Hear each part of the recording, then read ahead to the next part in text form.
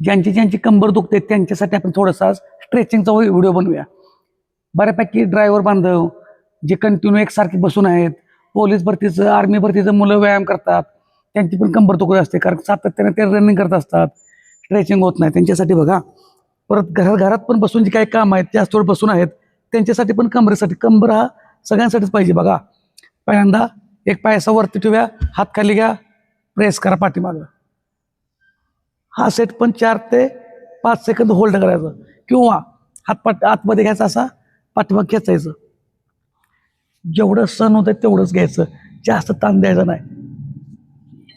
जेवढं होतं तेवढंच करायचं आहे, नंतर पाठीमाग खेचायचं, होल्ड करायचं, परत सोडायचं. ह्या ते 5 ते 6 या पायाचे 5 ते 6 रिपिटेशन. नंतर बघा, हात पाठीमाग घ्या, दोन्ही पायात अंतर घ्यायचं, कंबरेवरती ताण पडा असा 4 ते 5 सेकंद होल्ड. जशी जशी सवय लागेल तसं 8 ते 10 सेकंद होल्ड करायचं. पूर्ण ह्या बाजूला ताण बसेल, पायाच्या ह्या क्वाड्रिसेप मसलला ताण बसेल.